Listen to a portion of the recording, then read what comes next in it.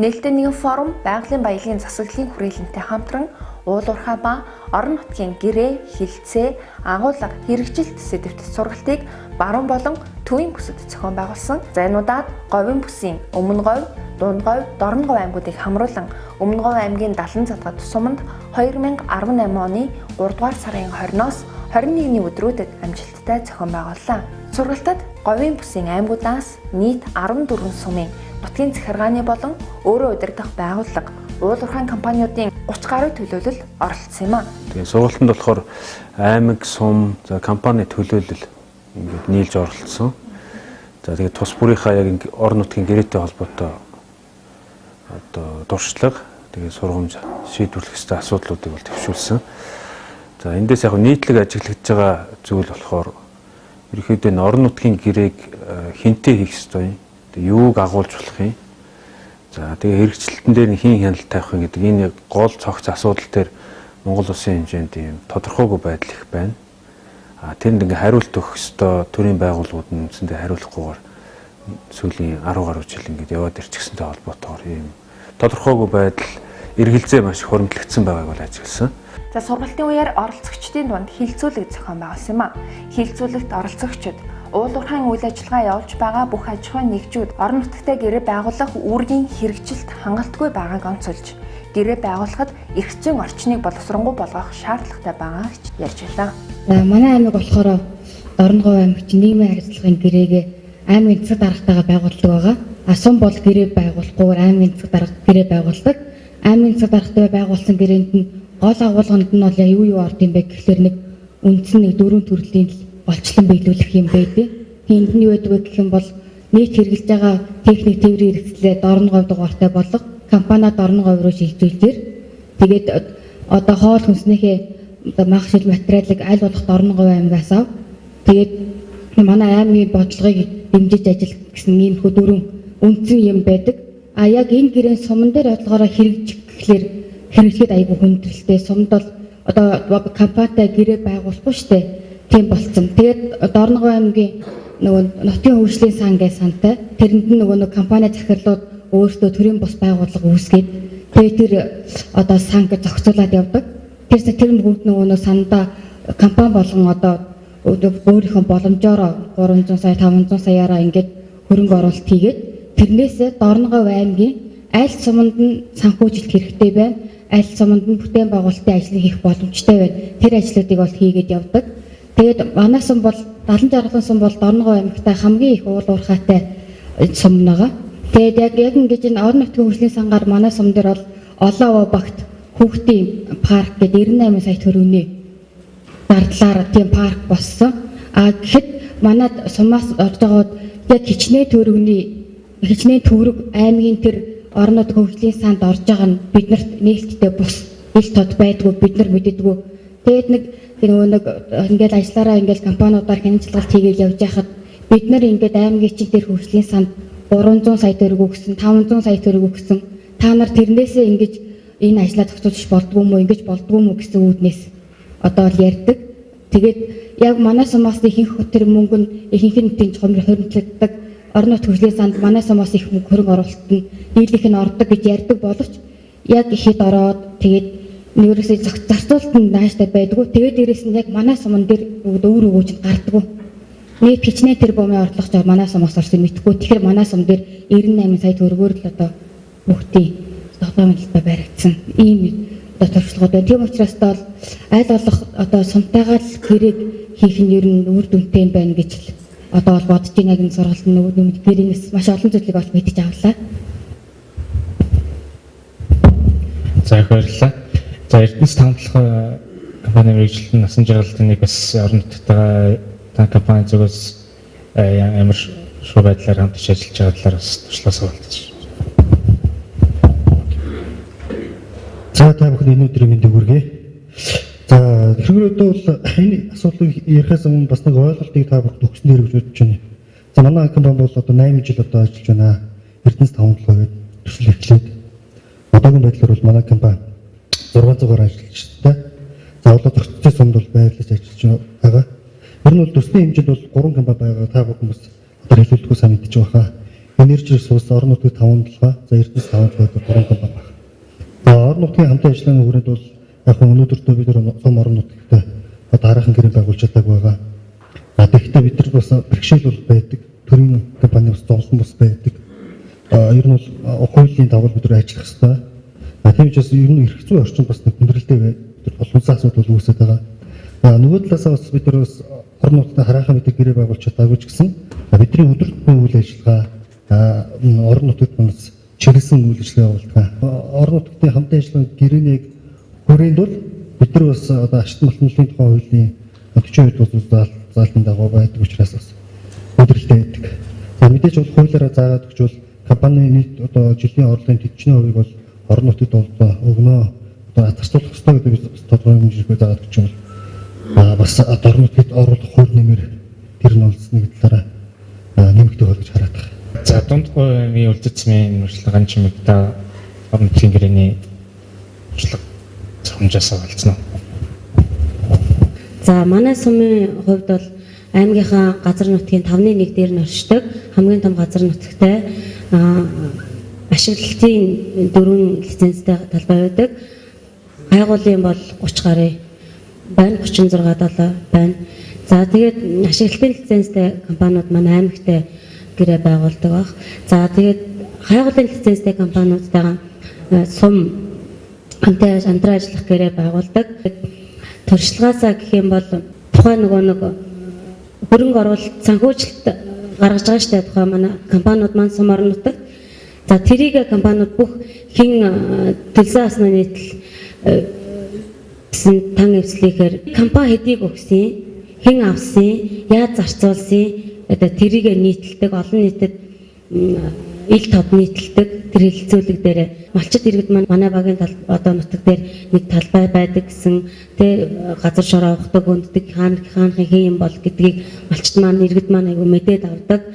Компаниуд маань ирдэг, ирээд нөгөө нэг тухайн жилийнхээ гэрээг байгуулад үлддэг.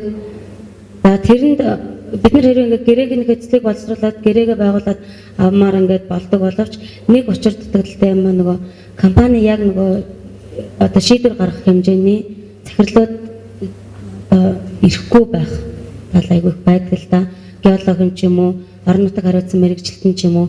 Тэгэхээр нөгөө нэг бидний нөгөө хамтын ажиллагаанд нөгөө гарын үсэг зураад тамга тэмдгийн дараад тэр асуудал бас учир дутагдaltaй үлдээд байдیں۔ Тийм болохоор энэ жил ерөөсөө ирэл гэсэн шаардлагыг тавьж байгаа. Тэгэхгүй бол компаниуд ч одоо ингээл гой юм яриад улиралдаа нэг уулзсан гэж тийм байдгүй, ер нь байдгүй юм байна гэж би бодсон. Амьдрал дээр ер нь жилийн эцсээр л 7 дугаар маягтай авах гэж сумтай харьцдаг байхгүй юу? Магадгүй би л тэгж бодсон. Айгуу сайн компаниуд ч бас байдаг бах. Тэгэхээр одоо нэг оны эцсээр эхний улиралдаа багтаж хийх гээд ингээд төлөвлөд байдаг маань тухайн жилийнхээ өмнө жилийн ажлыг дүгнэх, дараа жилийн төлөвлөгөө батлахтай айгуу тийм хэрэгтэй. Аймгийнхаа одоо уулуурхайн салбарыг товч танилцуулахад бол манай аймаг стратегийн 3 ордтой 98 ширхэг ашиглалтын засаг зөвшөөрөлтэй 138 ширхэг хайгуулын засаг зөвшөөрөлтэй байгаа одоогоор өвчин төгөлдөр тэгээ ашиглалтын үйл ажиллагаа явуулж байгаа бол одоо яг нэг 10 компани бол тогтвортой.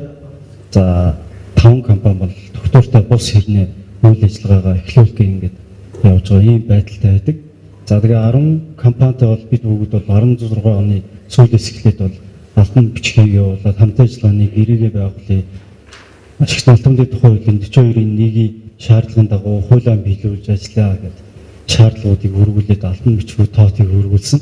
За 17 оны ихээр бол бид бүгд бол яг стратегийн ашиг хөдөлгөөнтэй 3 орд дээр үйл ажиллагаа явуулж байгаа. За баяр талаа болов гэсэн гэрээгээ 15 онд бол байгуулсан. Та бүгдэд бас хилтүүд нээлттэй байгаа. 5 талаа бол нарийн сухбат гэсэн 2 орд газар дээр бол үйл ажиллагаа явуулж байгаа. 9 компанитай бол гэрээ байгуулъя гэж хэлэлцээр хийгээд эхний одоо сонсох ажиллагаа гэж захиргааны хуулийн дээр заасан мэдэг тэр сонсох ажиллагааг бол 17 оны 1-ээс 3 сарын хооронд яг тухайн суман дээр очиж хийсэн байгаа. За суман дээр нь очиж хийхэд бол бүх сумдууд бүх одоо үйл ажиллагаа явуулж байгаа компаниуд тэгээ иргэд малчид те бүх төлөвлөлүүдийг бол хамааруулсан. Тэгэхэд бол тодорхой асуудлууд одоо 3 сумд үйл ажиллагаа явуулж байгаа компаниудтай холбоотой байгаль орчны сөрөг нөлөөллийг ярьдаг. За ажлын байр ярьдаг. За бидний өнөөдрийн сургалтын дээр үтсэн бүх юмнуудыг л ер нь дурдж хэлдэг. Тийм хурал болсон. За тэгээд цогцч дээр хурал хийсэн, ноён сумн дээр хийсэн. Ингээд сонсох ажиллагаагаа багцлаад бид бүгд аймагаас яг одоо орон нутгийн хамтын ажиллагааны гэрээний талаар загвар боловсруулсан ажлын хэсэгтэйгээ сууж гоод ажлын хэсэгтэр бол бүх хэлцээний дарганараа оруулаад зөвхөн аймагаас бол ийм санал байна гэдгийг бүх компаниуд руугаа ингээд явуулаад 17 оны 6 сард бол бүгд Energy Resource компанитай хамт ажиллагааны гэрээгээ байгуулсан. За Energy Resource компани гол онцлог бол тухайн компани бол гэрээ байгуулаагүй ч гэсэн нийгмийн хариуцлага ухамсарлаад бүх ажиллагаа хийцэн байдаг. Ийм компани байдаг. За та бүгд бас мэдсэн бах одоо ажилчдын хотгоныг сумын ерөнхий төлөвлөлтөйгөө уялдуулад ажилчдын бүх цогц хорооллыг бариад өгсөн тий. Тэгээд сургууль цэцэрлэгийг яг цэцэн сумын ерөнхий төлөвлөгөөтэй уялдуулад ингээд бариад өгсөн. За сумандаа ойрхон уурхай гэдэг утгаараа гол онцлог нь бол тэднийх бол ашиглаад тэгж барьж өгсөн.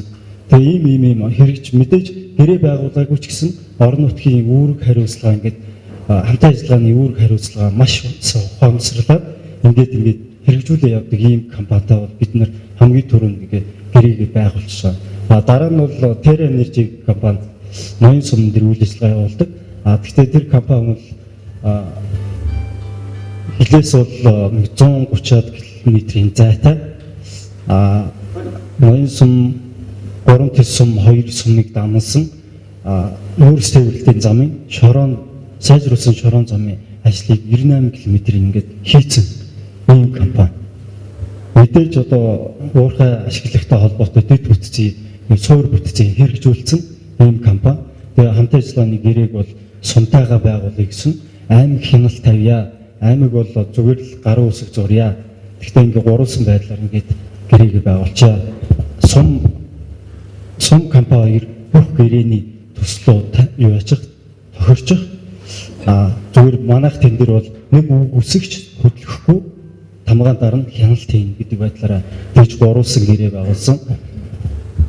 За хэрэгжилтийн хувьд бол бүдэлэн үр дүн бас харагдахгүй байгаа. Өнөөдрийн хэлцүүлэг дээр ч гэсэн яригдлаа. Хэрэгжилтийн хувьд бол бид бүгд тэрийг бас засаж сайжруулах арга хэмжээ авах ч юм уу тиймэрхүү байдлаар бас сайн зохицож ажиллах хэрэгтэй юм билээ. За үлдсэн байгаа компаниудтайгаа бид нэр гэрээ байгуулах гад зөндөө бичиг тоот явуулсан, төслөө сольсон, нэг тоон энэ ховдын жишээ дээрээс бид нэр аваад за нэг тоон 1000 төгрөг авъя гэд бичиг тоот гэрээнийхээ төсөл дээр оруулсан. Амжилтанд хүрээгүй. Тэгээ энэ бол угаасаа боломжгүй заалтаа бид нар энийг үнэхээр хэрэгжүүлж чадахгүй гэсэн хариуч өгдөг. За их баярлалаа. Хингүү улан талангуу туршлагаас оолцсон хэлцэгчдэд баярлалаа.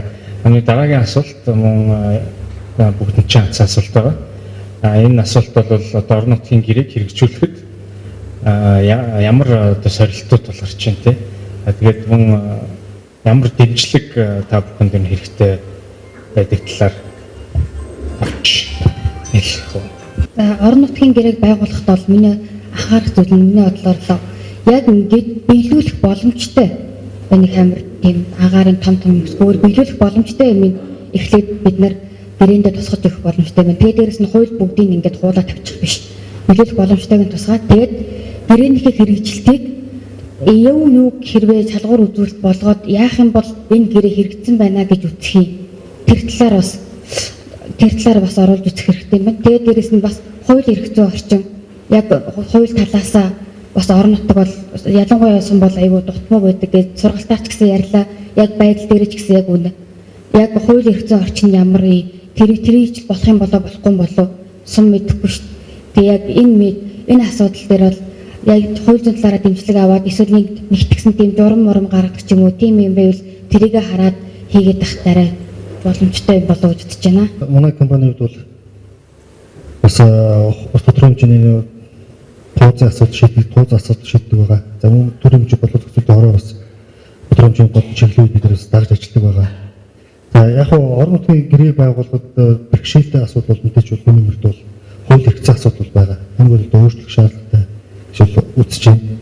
За тэр дээр нэмээд бол бид нар бол хууль хэрэгцээний талаас гадна мэдээж орон нутгад ойлголцох хэрэгтэй. Яг ямар ажил дээр нь яаж хуулийн зүгээс аймагтайгаа сумтайгаа ойлголцоод энэ хоёр хэдийн хугацаанд энэ орон нутгийн амьдчлан гэрээг хэрэгжүүлэх ёстой. Тэр ямар бүтээн байгуулалт ажлууд нь хийгдэх ёстой гэдгээр ойлголцох хэрэгтэй болж байна. Төр уулын за Өмнөг аймагт хамтын ажиллагааны гэрээтэй холбоотой ийм асуудал байдаг. Тэрийг энэ жил хийн.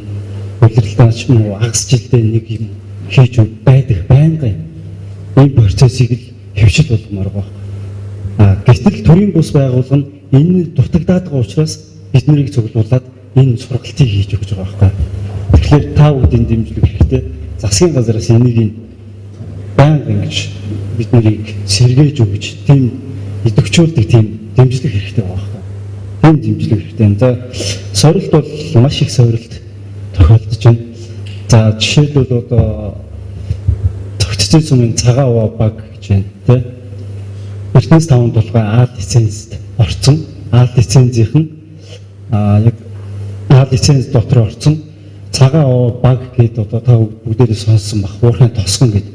Тэр багийн яг хойтлын дэмж нь Эрдэнэс 5 толгой ирээдүйн одоо отроолын газар байх жишээтэй. Ерөнхийдөө төр. Тэгэхээр тэр цагаан увыг багийг нүүлгэн шилжүүлэх нэн шаардлагатай. Гэтэл Эрдэнэс 5 толгой энийг шийдвэрлэхгүй ингээл байгаад идэг, удаал идэг. Ийм сорилт байдаг байхгүй. Тэрнээсээ болоод бид нар гэрийн дээр шийдвэрлэх ийм ямар нэгэн боломж байхгүй. Аймаг болохоор бид нар за ханган нийлүүлэлт ажлын байр энэ төр бол яриад бол ингээд өлөг болчлоо. Өөр том юм ингэж шийдвэрлэе. Цагаан увыг нүүлгэн шилжүүлээ. Нүүрс тээвэрлэлтэй холбоотой шорон замаа атуучлагтай зам болгоё. Иймэрхүү том зүйлийг шаарддаг. Тэгээд одоо тэрэндээ тусгаад мөнгөө зарцуулах тийм боломжууд үүсгэж байна. Тэрийг нь засгийн газраас бид бүгдэд дэмжиж батлаад өгчихэд ямар ч асуудал байхгүй. Энэ сум компани, аймаг компани хоорондох юм тулгамдаад байгаа асуудлуудыг засгийн газар аваад хэлцээд батлаад ингээд яачих юм бол ерөнхийдөө бол боломж юм. Засгийн газраас их дэмжлэг хэрэгтэй юм да. Баярлалаа. За одоо микрофоныг нээлттэй болгоод та бүхэн хэлцэгчдээс асуух асуулт болон нээлттэй санал хүсэлттэй ажлуудаа илэрхийлж болно. Нутгийн ард түмний хөндөгдөж байгаа эрх ашгийг тэндээс бий болж байгаа баялагын тэр хоригдлогдсон хөрөнгөөр түлхүү тэр улсын асуудлыг буюу тэр нутгийн орны хөгжлийн асуудалд анхаарах ёстой гэдэг ойлголтыг төр засгийн бодлогын түвшинд тавьж аваад яваасаа тэр итгэл зүрийн тэгж хийгээсэй гэдэг асуудал байна. Нэгдүгээр асуудал. За хоёрдугаар асуудал бас орон нутгийн төрийн байгууллага энэ хамтын гэрээний явц донд нэг үүрэг хүлээх ёстой байна гэдгийг би өнгөрсөн оны 12 сарын 1-нд цогцсон сумын засаг дарга ажлыг аваад 6 жил уулуурхай үйлдвэрлэл хүчтэй хөгжөө явуулчихсан. 2 жил нүүрсний холбоор зогсонтой холбогдож явж байгаад сэргэж байгаа нөхцөл донд очиод нэг л юм олж харсан. Одоо жишээлбэл малчид 6 жил болоход маха нэг ч удаа загцыг тэр загцыг орсон бэ. Цаана нь одоо энэ их нормын хувцас ийм хэрэглээ байхад нэгж хувцсыг орон нутаг ойсонгүй. Эрүүл мэндийн байгууллага байлаа гэхэд одоо тэнд одоо 2-3 том төслийн хичнээн мянган ажилчид эхний анхны үйлчлэг нь 25 мянган төгрөг 15-25 мянган төгрөгөөр аймагтаар юм Улаанбаатарт хийлгэж байна. Тэр мөнгө цогцсод орсонгүй. Тэгвэл яах ёстой вэ зэрэг төрийн байгууллагын зүгээс яг энэ 3 зах зээл орох чадвараа бүрдүүлэх ёстой гэдэг юм олж харсан. Нэг хоёргуул тэр энэ компаниудын өөрснийх нь одоо нэг бүтцэнд байж байгаа олон шатлалчин бас гайвуулж байгаа байхгүй. Дандаа дундаас нь дамжуулагч нарыг бий болгочихсон. Оройд орн бахан захирал суудсан. Энийг ч хүртлээр гэж харах ёстой. Энийг ч хүртлээр гэж харах ёстой. Төрийн энийг харах ёстой. Яг Эрдэнэс 5 толгой одоо олон шат дамжлагтай удирдлагын тогтолцоо нь Эрдэнэс 5 толгой өөрийнх нь үйл ажиллагаанд хүртэл гайвуулж байгааг би харж байгаа. Би Монголын төр 47 жилдээ зүтгэж байгаа нэлээд юмыг олж харж чадна. Ийм юмнууд байдлаас болоод энэ хамтын гэрээ гэдэг юм буюу ер нь орон нутгийн гэрээч явахгүй байгаамаа. Манай сум 2017 онд энэ тусгай зөвшөөрөл эзэмшигчд болон олборлох салбарт үйл ажиллагаа явуулж байгаа компаниудтай бас бичил уурхайтай хамтын ажиллагааны гэрээ байгуулах нь гэдэг төслийг хэрэгжүүлээд ёстой захиргааны ерөнхий хуулийн дагуу сонсох ажиллагаа явуулаад сонсох ажиллагааны журам хамтын ажиллагааны хорооны дүрмтэй болоод ашиглалтын болон хайгуулын компанитай гэрээ байгуулах гэрээний загварыг боловсруулад иргэдийн төлөөлөгчдийн хурлаараа батлаад за мөн бичил уурхай нөхөрлөлтөй байгуулах хамтын ажиллагааны гэрээний загвараа боловсруулад ингээд 2-1 4 журам тэг 3 гэрээний загвар боловсруулад засаг дарахтаа ингээ хүчөөд байж байгаа. Бичид түрүүний хэлснээр аймаг нөгөө гэрээ байгуулчихж байгаа учраас сум одоо ямар байдалтай оролцож шинэ хөө зөвхөн хараасуу. Ямар гэрээ байгуулсан гэдгийг ил тод биш. Гэрээ хичнээн төгрөг аймагт өгсөн мэддэхгүй. За одоо яг уу танаас өмнө нэг ийм юм хийж өгье дөө гэж дарга нарын төвшөнд ярилццгаачаад хоорондоо сумын засаг дарга аймгийн даргын төвшөнд хоорондоо ярилцчаад юу хийдгийг за ямар ч хэлээсаа энэ жил танад нэг тим хийж бодож ингээд хурал хүртэл тэр юу өгч байгааг нь мэдэхгүй сууж байгаа. Ийм жишээнүүд манад орногоо бусад газрууд бас ажиглагдчихлаа байна. За түрүүний дэмжлэг гэж яриадсан энэ дээр бас энэ сургалтын үр дүн яаж гарах хэрэгтэй вэ гэхээр бид бас хоорондоо түрүүч яриад байгаагаар нэгдээ саналаа үнэхээр нэмэг гэрээ байгуулах сум яаж тэрэн дээр хамтарч ажиллах хэрэгтэй юм бэ? Үгүй юм бол аймаг гэрээгээ байгуулдаг нэг шалгуур үзүүлэлт байх хэрэгтэй. Гишүүн төгрөгийн орлоготой байх хэрэгтэй. Тим нөөцлөх хэрэгтэй. Яг одоо стратеги орд газар биш боловч ийм одоо компаниудтай аймаг нь байгуулаа явчих. Тэдээс жилийн орлого нь тэд нөөц нь тим байгаа компанитай сум байгуулад явчих. За сум хайгуул дээр яг хажууд дээр хяналтаа тавиа явчих. Үйлдвэрлэл нь бас жилийн орлого нь ямар байх вэ? Сум байгуулах юм уу? Орон нутаг байгуулах, аймаг байгуулах юм гээд энэ бүхнүүдийг тодорхой болгоод өгчвөл бид нар аймаг ингээд маргалдаад байх шаардлага байхгүй. Одоо ер нь зүгээр баг кино хараад сууж байгаа юм шиг байгаа зү. За аймаг байгуулж яах гэж байгаа юм бол ингэж бодоод гэтэл аймаг бас бодлогын төвшөнд нэгдэд зангидтийгээд бас гэрээ байгуулах гэдэг байгаа нь бас буруу зүйл бол биш. Гэхдээ энэ ялгаа цаг нь гаргаад өгөхөд бас энэ одоо төслийн зүгээс бид нарт дэмжлэг үзүүлээд засгийн газарт бас уламжлаад энэ дээр бас хамтраад ажиллаач. Гэхдээ бид нар миний зүгээс хатуу тгийгээд байгаа юм биш. Боломж нөхцлүүдийг олгоод өгөөч гэдэг л ийм хэлж байгаа. За дээрэс нь одоо ингээд хамтын ажиллагааны хороо гэрээ нэгэнт аймагт 3 гэрээ байгуулад гэрээнүүд байгуулагдаад ирсэн тохиолдолд сум 3 дахь удаад оролцох өгвөл сум хамтын ажиллагааны гэрээгээ байгуулан явсан тохиолдолд энэ хамтын ажиллагааны хороо болон хамтын ажиллагааны хорооны гишүүд за мөн хажуугаас нь хөндлөнгийн үнэлгээ хийх гэдэг иргэд ч гэдэг юм иргэний нэгэн байгууллагуудаа чадваржуулах хэрэгтэй. Сургалтанд нэгдсэн болгоор одоо ийм энэ төслөөсөө ч байдаг юм уу дахин төсөл хэрэгжүүлээд энэ хүмүүсийг чадахжуулаад ийм юм дээр хяналт тавина шүү, ингэж шүү, гэрээний хэрэгжилтийг ингэж аашиг өгөхгүй бол цуглаад харлаа уншаад нэр компани өгсөн тайланг уншаад болцсон юм шиг ингээд хандаж байгаа хандлагууд бас энэ дээр бас энэ дээр бас дэмжлэг төсөлтөй үзүүлээч гэж бас үзүүлэх боломжуудыг бас судлаач гэж бас хүсэж байгаа маа. За сумын нутаг дэвсгэрт олборлолт эхэлсэн өдрөөс иргэдийн амьдралд шууд нөлөөлж эхэлдэг учраас гэрээг аль болох сумын түвшинд байгуулж иргэд малчиттай харилцан ойлголцож эрдэс баялагын салбарын орон нутгийн хөгжилд оруулах хувь нэмрийг нэмэгдүүлэх нь чухал байгааг онцолж байлаа. За сургалтад оролцогчдын санд үндэслэн орон нутгийн гэрээний асуудлаар үндэсний хэмжээний хилцүүлэг зохион байгуулахаар бэлтгэл ажилдаа ороод байна.